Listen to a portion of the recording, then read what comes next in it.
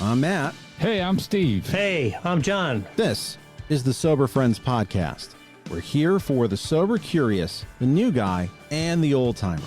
We're here to talk about the stuff anyone looking to live alcohol-free has to face day to day, and how we overcame those struggles. We speak for no 12-step group, but we do try to remain anonymous. You're not alone. This is the Sober Friends Podcast. Well, welcome to Dry July. A lot of you out there are trying this out, whether you believe you have a problem or you're just trying to find something that feels just a little bit healthier. And if you wanted to know more about Dry July and the best ways to go about it, you have come to the right place, the Sober Friends Podcast. You know, Dry July would have been great for me when I had a drinking problem. I probably would have been on board to try it, as I would have been on board in Dry January, especially with the internet now being as ubiquitous and with as many tools out there. It's easy to be social and have a group of people to support you, even if you have never met them. When I got sober in 2014, that wasn't the case. Back in 2001, 2002, where I wasn't ready to admit I had a problem, but knew I had a problem, having internet resources would have been great. I didn't even have the internet in my home. It existed. I went to the public library for that. But even having the idea of a Dry July and knowing that other people would be doing it would have been so helpful. I think of people like my son who doesn't drink. He's 16 years old. He is in phenomenal shape. He doesn't drink because he knows I have a problem, but also he is just looking to put in his body what he's going to get the most out of. Things like the right food. And he has said, you know, my athletic performance on drugs or alcohol would have been poor. You could be out there who are looking to run a 5K, run a marathon. You're like, you know what? For my training period, we're going to put the booze aside. Even if you don't have a problem, it's, you know, when I go out, I'm going to try something different. So I wanted to talk a little bit from the recovery side of people who do have a problem. That's what this website's about. That's what this podcast is about. We come from a 12-step tradition, but you don't have to be in a 12-step tradition to get something out of the podcast. It's for everybody, and the 12 steps do not have a monopoly on recovery. I'm a bit of a history guy.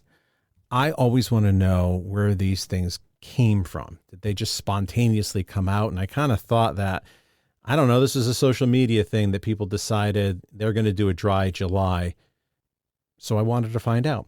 What exactly is Dry July? Well, it was more than just like a social media thing. It actually came from something else. Did you know Dry July is a fundraiser?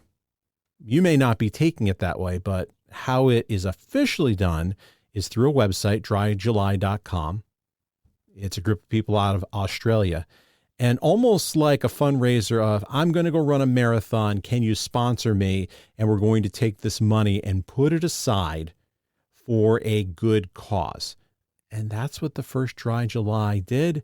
You still can do Dry July this day by going to dryjuly.com. So this is how it actually started. And I went to the Dry July website to find out a little bit. And it starts with the joke setup of three men walk into a bar. But it's actually how it sprung to life back in 2008. There were three friends who chose to forgo their pints to do something even more remarkable.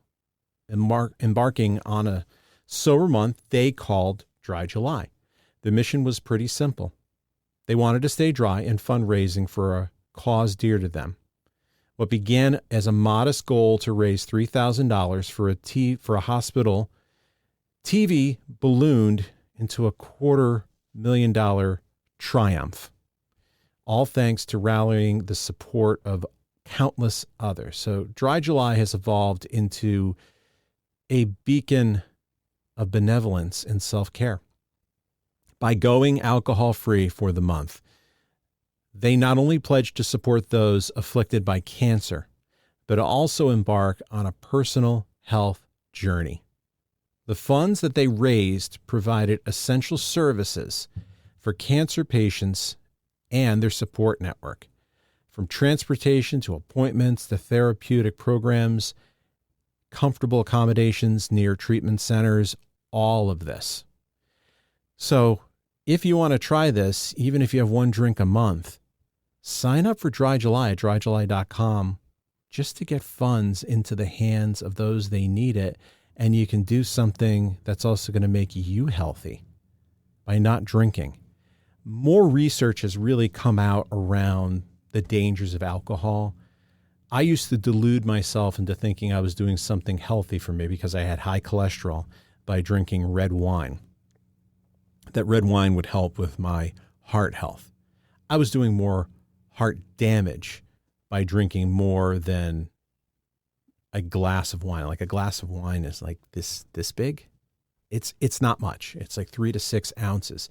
And I had these giant Riedel stemware, Spiegeloo stemware that's like this big. And I would fill it up. I'm drinking 2 glasses and I'm done with the bottle.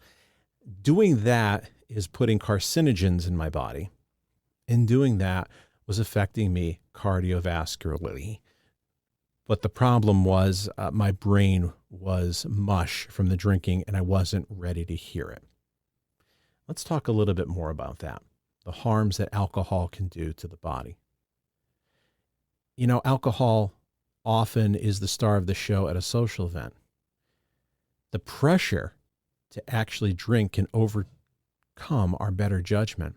You know what the result is? We find ourselves nursing a hangover and questioning our choices from the night before. Dry July challenges this norm by encouraging a pause on alcohol consumption. And it's not just a break for your body, but it's also a chance to support those fighting cancer. Let's unpack some of the profound impacts a month without alcohol can have on various aspects of our life. You know, it helps with your mental health. Alcohol is a social lubricant, but it can exacerbate anxiety and depression.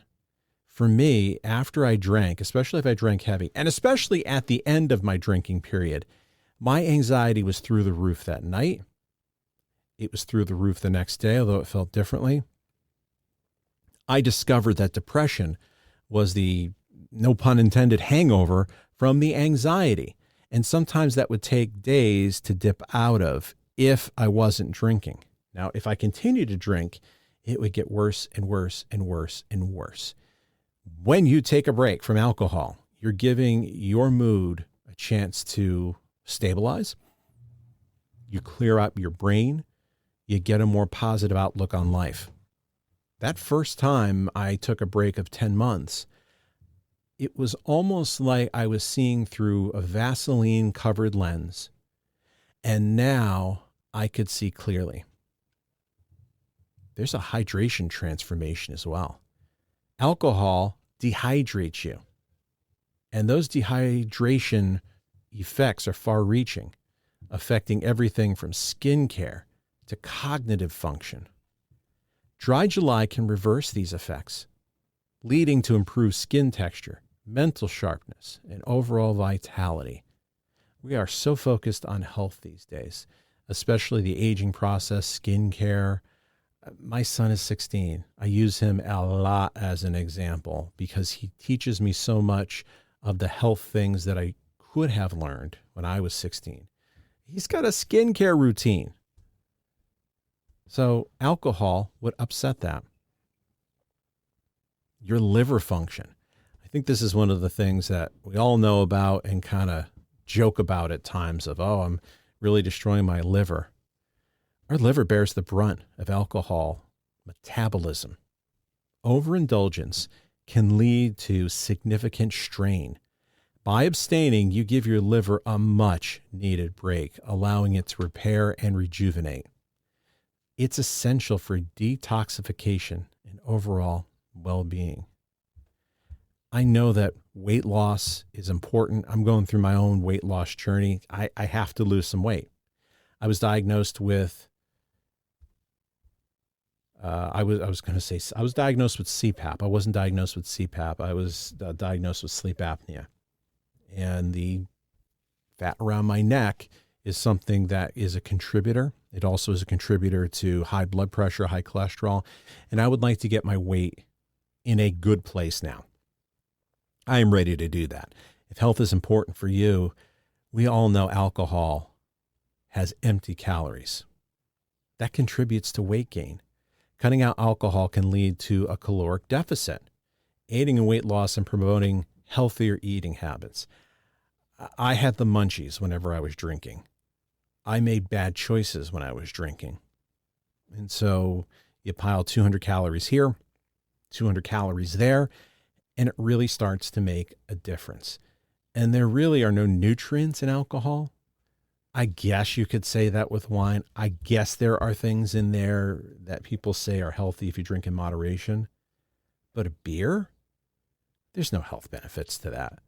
So you could get on the right foot with a dry July. Oh my gosh, the economic impact. Booze is expensive. Think about going to a night out of a nice restaurant, of all the money I used to spend, my wife and I, on booze. And now I love going out, especially like a pizza place. Pizza place, I'd be good for 3 beers at least, or a bottle of wine. Pizza place. Pizza I like going out for because even if it's great, you feed a lot of people for very little. And when we go out to a nice place, it's always nice to see that check and like we've filled the belly of 5 people and it's a very reasonable amount.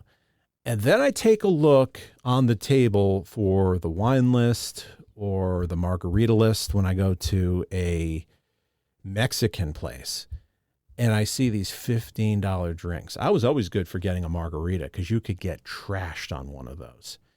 Like $15, $20 for margaritas. When did this happen? Or the sparkling seltzers, which are after my time. And I look at these things and I'm like, oh my God, thank God we saved like $40 just by not having booze. Take that money. I've got a PayPal account, and anything that either gets donated to the podcast, or if we have a sponsor, it just goes into my PayPal account and I get like 4.3%. I put it away and I end up taking that money towards the infrastructure of this podcast. In dry July, think about the money you're saving, budget that out, put it in some type of savings account like PayPal, or put it in towards dry July and take a look and see, this is the stuff I'm going to save or I'm going to donate. And what a powerful lesson it is that you see that money now bearing interest that you would have spent on booze. It's a heck of a lesson. I often drank because I had insomnia. It would put me out. Here's what I guess I knew, but I didn't know fully. Your sleep quality after you've been drinking is just terrible. Alcoholic sleep, well, I'm not saying alcoholic sleep, but what I'm saying is when you have had booze, alcohol disrupts sleep patterns. It prevents you from reaching the deep restorative stages of sleep. During dry July, many people report improved sleep quality, which is crucial for physical and mental recovery. Social connection. You can actually strengthen social bonds. Find alternative ways to socialize without alcohol. You can forge deeper connections based on shared experiences rather than shared drinks. In my day, I'm sounding old, in my day, we had O'Doul's. Nobody wanted to drink that garbage. There are non-alcoholic hard drinks, non-alcoholic beers, non-alcoholic wines, that if that's your jam, it's out there and it's a high quality thing. People may not even know that you're not drinking. Or you can take a look and say, why do I need alcohol? What do I want to do to work on about myself with alcohol that I need it? And just for this month, what am I going to do differently? You may find that putting a little work into your social skills without booze changes how you react and relate to other people. Physical performance. So this is the my son category. Without the without the inhibitions of alcohol, your physical performance, whether at the gym or in daily activities, can reach brand new heights. You'll likely experience increased energy levels and endurance. I was a mess if I went to go work out after booze the next day, and I'd feel my sugar levels just go all over the place. You can do so much more physically when you're not drinking. So not only are you giving your internal organs a rest, you're giving yourself a chance to have a much better workout and be in much better shape. You know, alcohol negatively affects your immune system. It can weaken your immune system, and a break from alcohol can boost your body's defenses, making you less susceptible for illness. And cancer awareness. So you're not going to go from June, I have no cancer, drinking in July, to I have cancer, or vice versa. The carcinogenous, if that's a word, effects of alcohol are being studied. By you participating here, you're going to, or by you not drinking, you're going to lower your risk of cancer. You're going to raise awareness for cancer as well, because remember, Dry July was started as an awareness between the link of alcohol and cancer, and you could help support vital functions. So this year's Dry July is more than just a personal health challenge. It's a collective movement towards a much healthier society. So who is it for? Well, Dry July is for anybody who just wants to give it a break. It also could be for you if you think that you might have a problem or you have a desire to slow down. It could be that start of, I've tried before. It hasn't worked. This is my opportunity to start. Now, this podcast is going to come out on July 2nd. So if you're hearing about it for the first time and you're listening to this podcast, you're not going to start it right at July 1st, but you don't have to start it on July 1st. If oh my gosh, I've missed it. You haven't missed it. You can start your Dry July at any point. If you hear this, it's July 2nd, you missed a day, start now. It could be that impetus towards a healthier relationship with alcohol or no relationship with alcohol. Sometimes we just need a game plan. I hope my tips here on Dry July have really helped you. And it's really for everyone out there. Those who don't have a problem but want to stop, those who do have a problem who want to stop. Tell me what you think. Is this the first time you're hearing about Dry July? Well, you can reach out at the website, soberfriendspod.com. You can reach out to me, Matt, at soberfriendspod. I love reading your emails. And you can go to Instagram at soberfriendspod. So a lot of what I learned about Dry July, I learned from the Dry July website. My friend Jill Teets has an awesome podcast called Sober Powered, which is medically based about sobriety and alcohol. She has great resources on her website, and she also has an online group that she hosts that you might find helpful. These are some other places that I find. Don't have all the answers? Look around. Hope you've enjoyed this. Hope you've learned a little something new. We'll be back at you with something a little bit differently. Those things that you can't control but you want to, that drive you nuts. We'll do that next week. Until then, bye everybody. See you soon. You made it this far into the podcast. That tells me you're a pretty big fan. If you like what we do and you find value in the podcast, consider a donation at buymeacoffee.com/soberfriendspod. Your donation keeps us on the air to help out the new guy and helps us defray some of our costs. If you find value in our podcast, please consider a donation at buymeacoffee.com/soberfriendspod.